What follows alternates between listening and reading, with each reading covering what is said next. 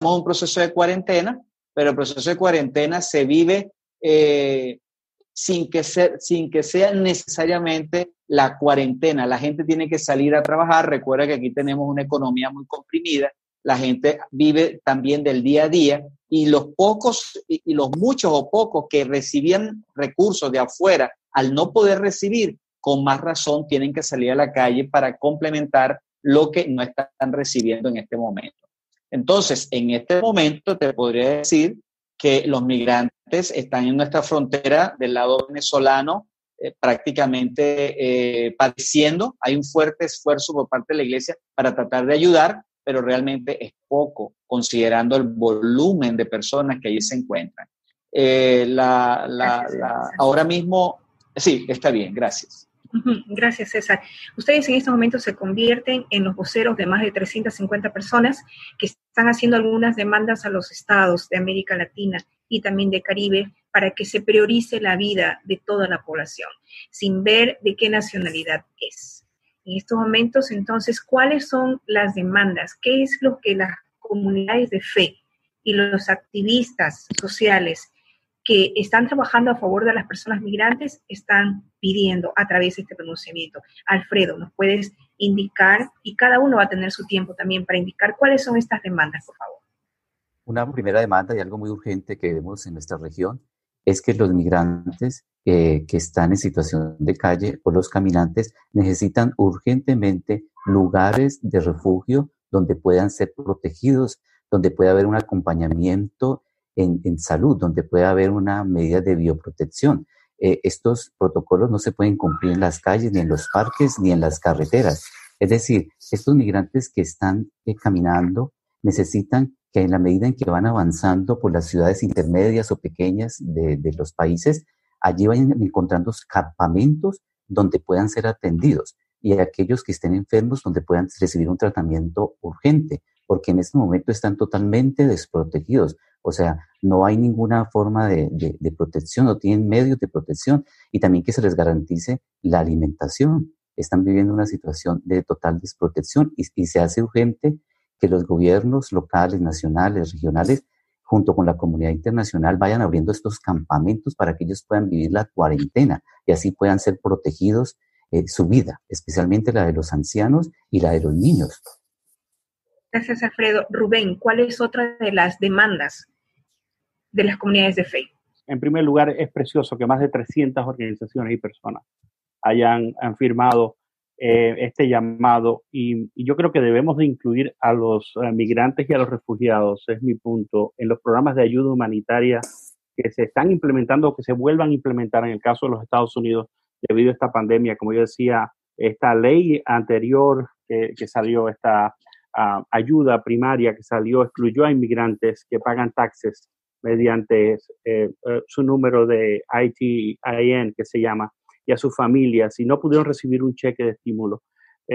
Así que la imposición de cargos tan grandes para cualquier trámite migratorio es algo que pudiera flexibilizarse también de una forma rápida. Yo estaría hablando de flexibilizar los procedimientos, lo pedimos, de los trámites migratorios en los países de tránsito, hacerlo más sencillo con políticas que sean flexibles al momento que estamos viviendo para que la gente pueda regularizar su condición migratoria y a la misma vez su acceso a medios como salud, educación, trabajo. Y estamos hablando en los Estados Unidos también de que se dejen de hacer esfuerzos de naturalización. Por ejemplo, el Departamento de Justicia de los Estados Unidos anunció en febrero que va a crear un grupo de trabajo para investigar casos de ciudadanos americanos que pudiesen ser denaturalizados.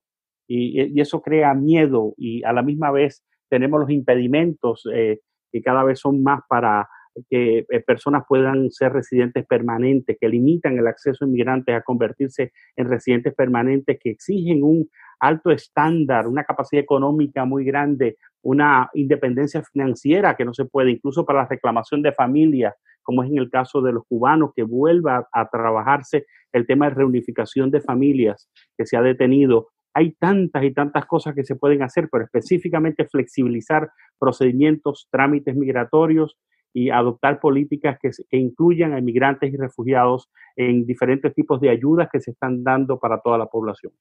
Gracias, Rubén. Desde Brasil, Débora, ¿qué estamos pidiendo a los gobiernos? Bom, há algo no Brasil que eu acho que pode ser feito e deve ser divulgado pelas comunidades de fé, que é a proteção e atenção especial dos governos e prefeituras locais no Brasil. Diferentes cidades, em diferentes estados brasileiros. O Brasil é muito grande. Há muitas cidades que podem receber famílias de refugiados, famílias venezuelanas. Essas cidades podem abrir as suas portas e dar oportunidade a essas famílias. São trabalhadores dispostos a construir uma nova vida no Brasil. E nós aqui no Vale da Bênção temos experiência de famílias que deram certo. Elas tiveram oportunidade de trabalho e elas estão começando e tendo a oportunidade de reconstruir uma nova vida. Gracias, Débora. Rosa, ¿qué otras solicitudes está haciendo desde las comunidades de fe y activistas que trabajan a favor de las personas migrantes? Bueno, aquí en la costa Caribe, nosotros en primer lugar yo quiero reconocer que como TIRFAN hemos tenido un gran apoyo de las autoridades locales para hacer llegar las ayudas humanitarias a la población venezolana. Damos gracias por eso, pero también estamos solicitando que desde el gobierno se incluya a la población venezolana en el reparto de alimentos, en la atención en salud y que se haga cumplir la disposición legal que pide a la persona que tiene un huésped o a una persona que tiene un arrendador que no le eche a la calle, porque no se está cumpliendo, está la regulación, pero no se está cumpliendo. Las autoridades deben hacer más para que se cumpla. Otro punto importante es el corredor humanitario en Paraguachón. Ahora mismo ya hay un corredor humanitario en Cúcuta, pero no en Paraguachón. Y mucha de la gente que está en la costa Caribe no puede llegar hasta Cúcuta, sino a Paraguachón. Entonces, es una de las peticiones urgentes que estamos haciendo. Por favor, dialoguen y establezcan el corredor humanitario en Paraguachón. Y desde Centroamérica, César y Lisette, ¿qué otras peticiones ustedes que están siendo voceros de más de 300 organizaciones de la sociedad civil y comunidades de fe? Pues queremos pedir que se continúe visualizando y transparentando la situación real de los migrantes, que ante esta situación de crisis humanitaria se ven afectados no solamente en el tema sanitario, sino también social y económico. Y ante esta situación ellos se vuelven doblemente vulnerables, tanto por su situación migratoria, así como también por su situación y su calidad de vida. Pastor César Bermejo desde Venezuela, una de las, en estos momentos ACNUR y los organismos internacionales como OIM también ya están respondiendo a las personas migrantes frente al COVID. Y es interesante ver cómo en parte de la respuesta ellos consideran que la Iglesia tiene mucho que ofrecer en esta respuesta. ¿De qué manera nosotros desde las comunidades de fe podemos trabajar con los organismos del Estado, con las autoridades y con los organismos multinacionales para dar una respuesta y un soporte a las personas migrantes, a la población que está sufriendo en medio de la pandemia? Pastor César. Sí, bueno, recientemente nos vimos forzados a escuchar el clamor de las entidades sociales de nuestro país. Nunca antes yo había escuchado, amigos, que los empresarios, la academia, la ciencia, nos pedía, por favor, intégrense.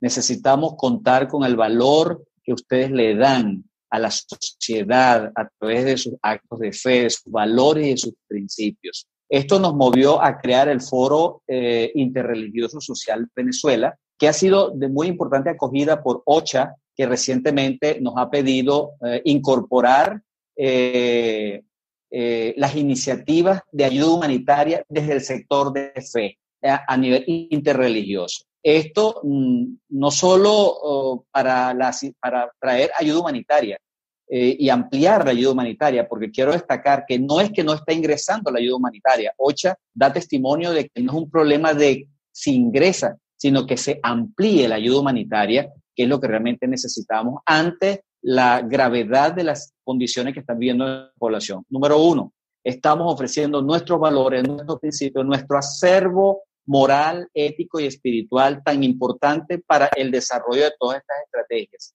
Sumado a eso, se nos ha pedido poder acercar a las partes enfrentadas en el conflicto político que se vive dentro del país. Estas son acciones que desde los organismos multilaterales se está pidiendo a las organizaciones con base de fe y que tendrá un impacto directo con los migrantes para que puedan ser atendidos apropiadamente a través de esta ayuda humanitaria y a través de estas formas y medios que sean propicios para, con un acuerdo de integración y de reconocimiento de los migrantes a través del alto gobierno, pues poder ofrecer una mejor ayuda y una mejor atención a nuestros connacionales que están arribando al país. Gracias, Pastor Bermejo, y quisiera para ir finalizando que cada uno de nosotros podamos decir, bueno, de las comunidades de fe católicas, evangélicas, ¿de qué manera podemos trabajar en conjunto con las autoridades? Quizá ellos digan, bueno, están haciendo peticiones, pero ¿qué es lo que ustedes también pueden dar? Y ya la experiencia de las comunidades de fe es bastante grande, trabajando dentro de esta pandemia a favor de las personas más vulnerables y desde mucho antes. Pero queremos visualizar de qué manera podemos nosotros apoyar el trabajo que ellos están haciendo. Rosa Camargo desde Colombia. Gracias, Loida. Fíjate que una de las áreas donde más se ha hecho énfasis es la necesidad de apoyo emocional. Esta pandemia ha tomado a cada uno desprevenido y de alguna manera esos soportes emocionales de la sociedad, de la familia y de las personas se han puesto a prueba. La iglesia está haciendo un esfuerzo tremendo en llenar esta parte como solo la iglesia puede hacerlo. Yo creo que es uno de los grandes valores agregados que la iglesia puede dar, pero igualmente la iglesia tiene una gran experiencia en temas como acogida. Si nosotros miramos a través de toda América Latina, hay muchas experiencias, desafortunadamente un poco desarticuladas, pero la iglesia ha estado trabajando siempre. Entonces, creo que nosotros podemos ofrecer una experiencia de años, podemos ofrecer recursos que hemos compartido y podemos ofrecer algo único, que es el apoyo emocional y espiritual a las personas, tanto migrantes como también a los afectados por el COVID. Gracias, Rosa. Alfredo, ¿qué podemos ofrecer nosotros? Bueno, nosotros tenemos, en las comunidades de fe, tenemos la experiencia de trabajar directamente en las bases, en las comunidades. Tenemos el primer contacto directo con todas las problemáticas de las personas marginadas y vulnerables. Y, por ejemplo, lo que ha sido esta experiencia de la inmigración venezolana y de otros migrantes ha fortalecido la red natural de iglesias, es decir, los sectores interreligiosos, por ejemplo, en Colombia. En Colombia directamente se está articulando esta red entre comunidades de fe e iglesias unida a un fenómeno específico que ha sido la migración, es decir, la necesidad de proteger, de acompañar a las familias migrantes ha hecho que las iglesias nos estemos uniendo y estamos dando ese testimonio. Y tenemos las fundaciones, organizaciones de base que pueden ser los medios con los cuales los gobiernos locales pueden contar y también las organizaciones internacionales. Es decir, tenemos la confiabilidad y tenemos el contacto directo con las familias migrantes. Gracias, Rubén. ¿Qué podemos ofrecer en el norte? Bueno, yo creo que necesitamos seguir siendo iglesias y seguir siendo ciudadanos dignos y responsables. Atender la crisis desde su integralidad. Esta no es una crisis solamente de salud, sino que incluye a todo el ser humano. Incluye repensar también nuestra vida y la relación entre nosotros y con el ecosistema. ¿Por qué no repensar qué va a pasar con el ecosistema una vez que hablemos más adelante? Pero alimentar y refugiar inmigrantes es clave ahora mismo.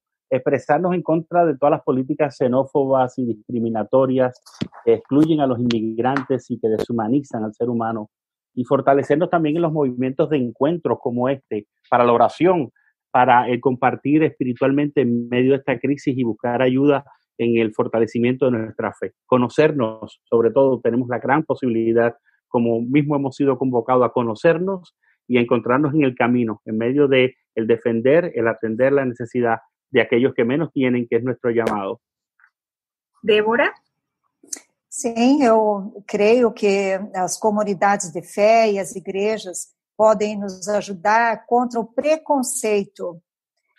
Podem falar, podem discutir o assunto dos imigrantes, dos refugiados nas igrejas, para